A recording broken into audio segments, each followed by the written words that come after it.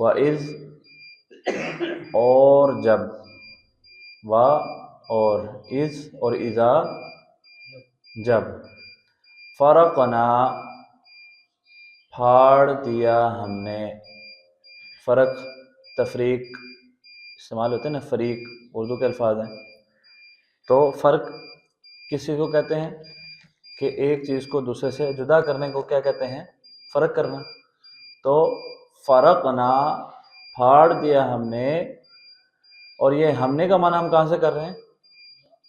نا سے۔ یہ جو بعد میں نا آ رہا ہے جو بتا رہا ہے کہ یہ جمع متکلم کا معنی دے گا۔ بکم تمہارے لیے، پھاڑ دیا ہم نے بکم تمہارے لیے، البحر سمندر کو، البحر سمندر کو، فانجیناکم تو انجینا نجات دی کس نے؟ ہم نے نجات دی۔ نا بتا رہی ہے کہ نجات دینے والے ہم ہیں، ہم نے نجات دی۔ اب یہ نجات کا معنی کیسے آپ نے کر لیا؟ ہاں جی، یہ جو انجئی ہے اس میں یہ نون جیم یا بتا رہے ہیں کہ یہ کوئی اردو کا لفظ ہے اس سے ملتا جلتا، اور وہ کیا ہے؟ نجات۔ تو نجات دی ہم نے کم تمہیں، وَأَغْرَقْنَا غرق کیا ہم نے، ڈبو دیا ہم نے۔ یہ ہم نے کا معنی ہم کہاں سے کر رہے ہیں؟ نا سے۔ آل فرعون، آل فرعون کو، آل اولاد اردو میں استعمال ہوتا ہے، تو آل فرعون فرعون کے آل کو، وَأَنْتُمْ اور انتم اس حال میں کہ تم، انتم اس حال میں کہ تم، تنظرون تم دیکھ رہے تھے۔ وانتم تنظرون کا معنی ہم اس کر دیں گے محاورے میں، اور تم دیکھ رہے تھے، لیکن اگر لفظی ترجمہ الگ الگ کریں، وانتم اور تم، تنظرون تم دیکھ رہے تھے، اور یہ دیکھنے والے تم، یہ تم کا معنی ہم نے کہاں سے لیا؟ یعنی یہ حاضر کا صیغہ ہے، یہ ہمیں کیسے پتہ چلا؟ یہ کسی سے بات ہو رہی ہے، یہ ہمیں کیسے پتہ چل رہا ہے؟ اس میں سے شروع میں تنظرون، الف نون تو ہے ہی نہیں یہاں پہ، شروع میں تا آ رہی ہے نا، شروع میں تا آ رہی ہے، شروع میں یا آ جائے تو کیا مطلب ہے؟ غائب ہے، اور شروع میں تا آ رہی ہے تو مطلب حاضر جس سے بات ہو رہی ہے۔ مصاحب اپنے سامنے سارے کھول لیں گے تو سمجھنے میں زیادہ آسانی ہوگی۔ تو یہ جو شروع میں تا ہے یہ بتا رہی ہے کہ یہ حاضر کا صیغہ ہے، کسی سے بات ہو رہی ہے، اور یہ بات جس سے کی جا رہی ہے یہ ایک دو نہیں، یہ زیادہ ہیں۔ یہ کیسے پتہ چل رہا ہے؟ واو نون سے پتہ چل رہا ہے، یہ واو نون جو آخر میں آ رہا ہے اس سے پتہ چل رہا ہے کہ جو بات ہو رہی ہے یہ بہت سے ہیں، ایک دو نہیں ہیں۔ اس حال میں کہ تم تنظرون تم دیکھ رہے تھے، وا اور از آگے چلے نا، اور جب، وعدنا میں بولتا جاؤں گا آپ نے ترجمہ کرتے جانا ہے، ٹھیک ہے؟ اب اردو کے الفاظ ہی ہیں سارے آج کے سبق میں۔ وعدنا وعدہ کیا کس نے؟ وعدنا ہم نے، وعدنا ہم نے وعدہ کیا۔ یہ جو نا ہے بتا رہی ہے ہم ہیں، وعدہ وعید ہیں یہ اردو کے الفاظ ہیں۔ تو وعدہ کیا ہم نے کہاں سے پتہ چلا؟ نون الف سے۔ موسیٰ وعدہ کیا موسیٰ علیہ السلام سے، 40 40 کو کہتے ہیں، ٹھیک ہے؟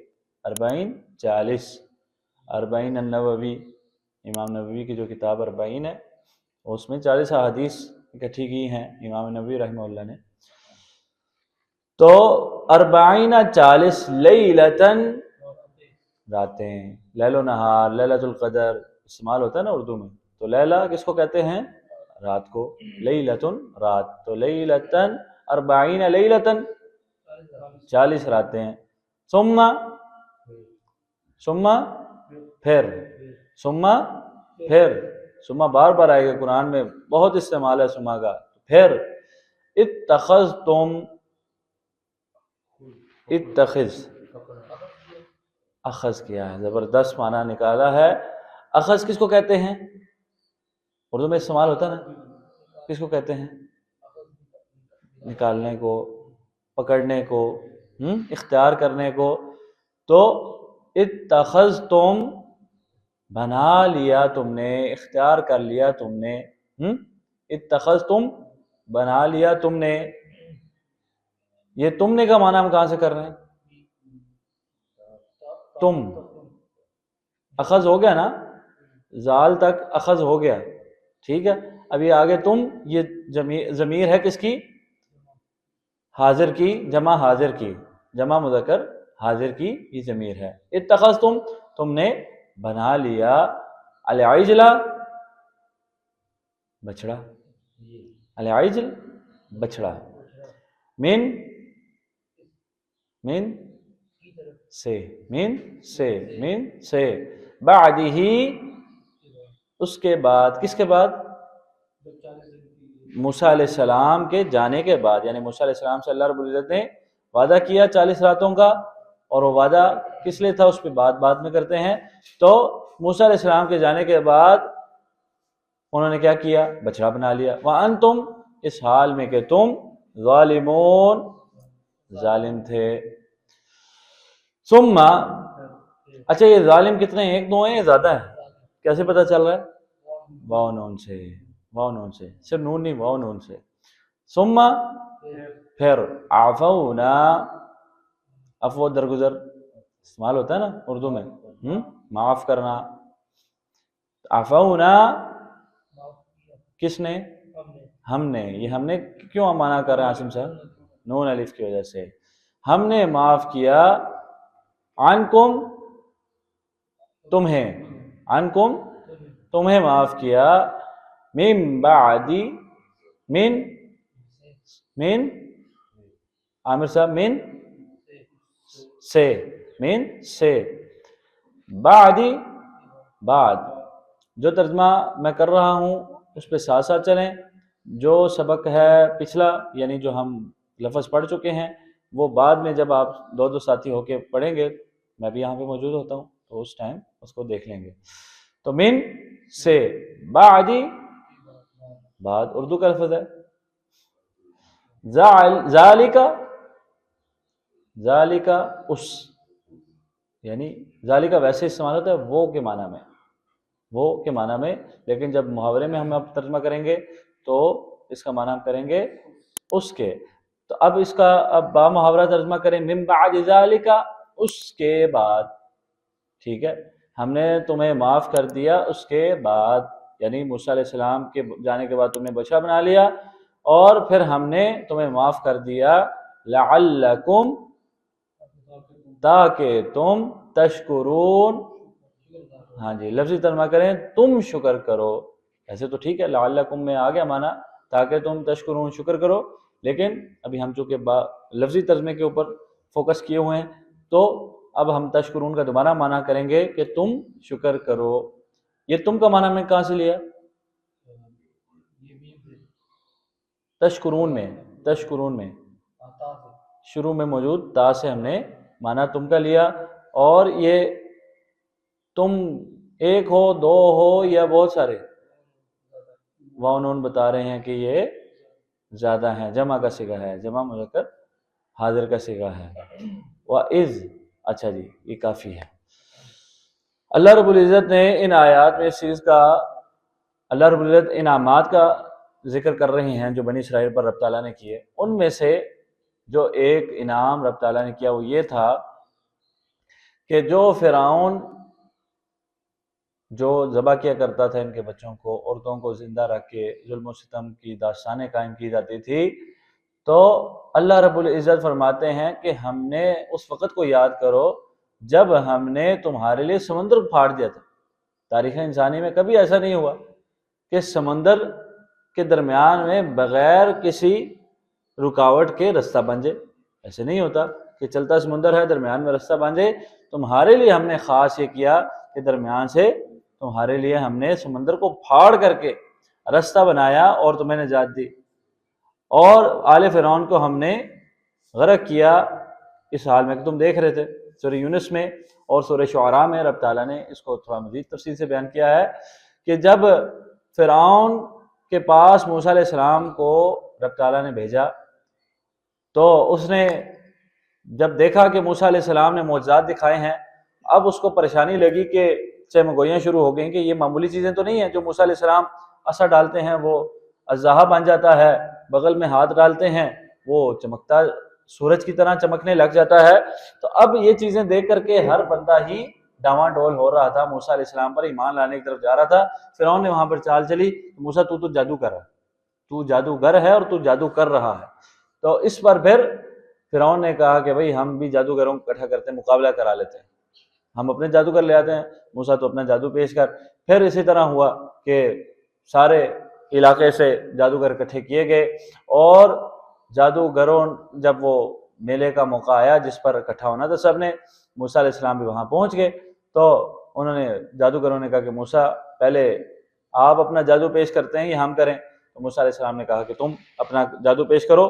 تو انہوں نے رسیاں ڈالی اور وہ چھوٹے چھوٹے سانپ بن گئے، اور وہ ایسی کیفیت تھی کہ موسیٰ علیہ السلام بھی، وہ چونکہ آنکھوں کا دھوکہ تھا، تو موسیٰ علیہ السلام بھی ایک دفعہ فَأَوْجَسَ فِي نَفْسِهِ خِیفَةً موسیٰ، موسیٰ علیہ السلام بھی ایک دفعہ ڈر گئے۔ فطرت انسانی میں ان چیزوں کا ڈر موجود ہے۔ تو رب تعالیٰ نے فرمایا قُلْنَا لَا تَخَفْ، آپ ڈرے نہیں۔ اور اس کے بعد موسیٰ علیہ السلام کو رب تعالیٰ نے یہ حکم دیا کہ آپ اپنا عصا ڈالیں، وہ ڈالا، وہ اژدہا بن گیا اور وہ ساری رسیوں کو کھا گیا، جس پر جادوگر سجدے میں پڑ گئے کہ بھئی یہ جادو نہیں ہے، فیلڈ ہے نا، فیلڈ ہے، وہ سمجھ گئے کہ بھئی یہ جادو نہیں ہو سکتا، جادو کی لیمٹس کیا ہیں وہ جادوگر کو پتہ ہے۔ تو وہ سمجھ گئے کہ بھئی یہ کوئی دین، یہ کوئی موسیٰ علیہ السلام جو چیز لے کے آئے ہیں یہ جادو نہیں ہے، اور انہوں نے فوراً موسیٰ علیہ السلام پر سارے کے سارے جادوگر ایمان لے آئے۔ اور اس کے بعد جب یہ سب کچھ فرعون نے دیکھا، اب اس کی سبکی تھی اور بے بسی تھی، اور لوگ اب موسیٰ علیہ السلام کی طرف زیادہ مائل ہو رہے تھے۔ اس کے بعد مزید اس نے ظلم و ستم ڈھانا شروع کر دیا بنی اسرائیل کے اوپر، جس کے بعد رب تعالیٰ نے موسیٰ علیہ السلام کو حکم دیا کہ آپ بنی اسرائیل کو لے کر کے مصر سے نکل جائیں۔ تو موسیٰ علیہ السلام رات کے وقت سارے بنی اسرائیل کو لے کر کے نکلے، یہ فرعونی سارے قبطی سو رہے تھے، اس حال میں یہ نکل گئے۔ جب نکلے اور انہیں بعد میں اطلاع ہوئی کچھ وقت کے بعد، تو اس نے اپنی پھر فوجیں بھگائی پیچھے کہ جاؤ پکڑو۔ تو جب وہ پیچھے سے آئے تو موسیٰ علیہ السلام اور بنی اسرائیل ابھی جا رہے ہیں، آگے سمندر آ گیا ہے، رستہ بند ہو گیا ہے، سمجھ نہیں آ رہی اب کیا کریں۔ پیچھے سے فرعون کی فوجوں کی بھی اطلاع ہے کہ وہ بھی آ رہی ہیں۔ تو اس پر پھر موسیٰ علیہ السلام کے ساتھ بنی اسرائیل نے کہا بھائی موسیٰ آج تو نے پھنسا دی۔ تو موسیٰ علیہ السلام نے کہا بھائی میرا رب مجھے چھوڑے گا نہیں۔ جس کے بعد پھر اللہ رب العزت نے موسیٰ علیہ السلام سے کہا کہ آپ اپنا عصا اس سمندر کو ماریں، اس میں رستہ بن جائے گا، اور ایسا ہی ہوا، وہ رستہ بن گیا۔ اس چیز کا رب تعالیٰ یہاں پر ذکر کر رہے ہیں کہ ہم نے تمہارے لیے سمندر کو پھاڑ دیا، اور جب موسیٰ علیہ السلام اور بنی اسرائیل اس کو کراس کر رہے ہیں، پیچھے سے فرعون نے بھی جب دیکھا کہ رستہ بنا ہوا ہے، فوجیں اتار دی۔ تو جو ہی بنی اسرائیل نے وہ کراس کیا سمندر، ایگزٹ ہوئے، ساتھ ہی اللہ رب العزت نے جب تمام فرعونی سمندر کے اندر آ چکے تھے، خود فرعون بھی، تو رب تعالیٰ نے پھر سمندر کو حکم دیا کہ اب بنی اسرائیل نکل گئے ہیں جن کے لیے کھولا گیا ہے، اب دوبارہ مل جاؤ، اور وہ سمندر دوبارہ مل گیا۔ اور دشمن اپنے سامنے جس نے ظلم و ستم کیا ہو وہ اپنے سامنے ہلاک ہو تو خوشی ہوتی ہے۔ رب تعالیٰ اس چیز کا ذکر کر رہے ہیں کہ تمہارے سامنے، تم نے اپنی آنکھوں سے دیکھا کہ تمہارا جو سب سے بڑا دشمن تھا اسے ہم نے تمہارے سامنے غرق کیا، ہلاک کیا اور ڈبو دیا۔ تو اس کے بعد ہم نے تم پر مزید انعام یہ کیا کہ تمہارے پاس باقاعدہ کوئی کتاب نہیں تھی، باقاعدہ کوئی کتاب نہیں تھی۔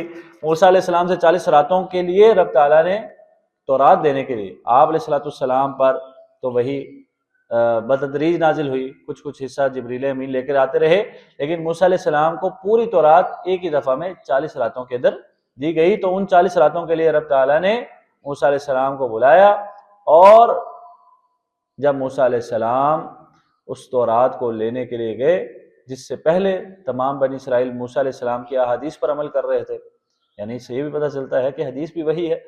تو جب تک کتاب مستقل نہیں تھی، یا جن انبیاء کے پاس یا جن کے اوپر کتابیں نہیں نازل ہوئی، کتابیں تو 4 آسمانی نازل ہوئے یا کچھ صحیفے، تو باقی انبیاء اور رسل کی جو بات ہوتی تھی وہ بھی وہی ہوتی تھی جس کے اوپر امتیں عمل کیا کرتی تھی۔ تو مثلا یہ بات اس لیے کر رہا ہوں کہ آج کے ہمارے معاشرے میں بعض لوگوں کا یہ خیال ہے کہ یہ احادیث یہ بس روایات ہی ہیں، اصل دین جو ہے نا وہ قرآن ہے۔ ایسی بات نہیں ہے، قرآن بھی وہی ہے، نبی مکرم صلی اللہ علیہ وسلم کے فرامین بھی وہی ہیں، اور انبیاء کرام تمام کی باتیں وہ وہی ہوا کرتی ہیں۔ تو موسیٰ علیہ السلام کو باقاعدہ پھر کتاب دی گئی، اور کتاب لینے کے لیے جب وہ گئے ہیں، پیچھے ہارون علیہ السلام جو کہ بڑے بھائی تھے ان کو ذمہ داری دے کے گئے قوم کی۔ جب واپس آئے تو دیکھا قوم بچڑے کی عبادت کر رہی ہے۔ اس کا بھی تفصیلی ذکر سورہ طٰہٰ وغیرہ میں موجود ہے کہ سامری نام کا ایک بندہ تھا کہ جس نے موسیٰ علیہ السلام کے جانے کے بعد موقع سے فائدہ اٹھایا، کہا جاتا ہے کہ وہ جادوگر بھی تھا۔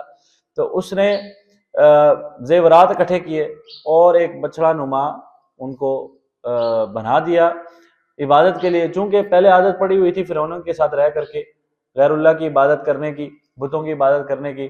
تو وہ ایک سوچ ان کے ذہن میں قائم تھی کہ بھائی ظاہر ہے وہ جو جینز میں چیزیں آ جاتی ہیں وہ جلدی جلدی ضائع نہیں کرتی، اور بالخصوص بنی اسرائیل میں تو یہ بیماری بہت زیادہ تھی۔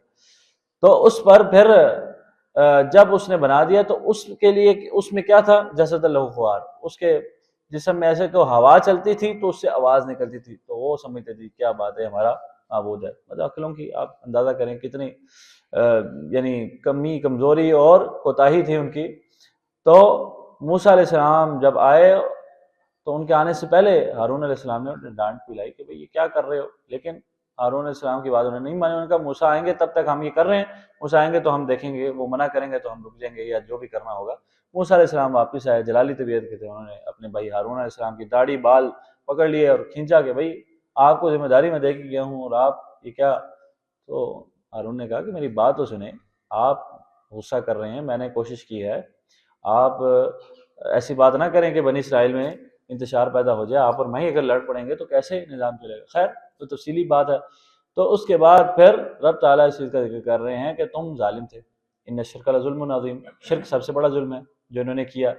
ثم عفونا عنکم، وہ شرک جس کو رب تعالیٰ فرماتے ہیں ان اللہ لا یغفر ان یشرک بہ، شرک کو اللہ معاف نہیں کرے گا۔ رب تعالیٰ فرماتے ہیں اس شرک کو ہم نے تم سے معاف کر دیا، ہم نے تم پر رحمت یہ کی کہ تمہیں معاف کر دیا، اور مقصد کیا تھا، لعلکم تشکرون، تاکہ تم شکر گزار بن جاؤ۔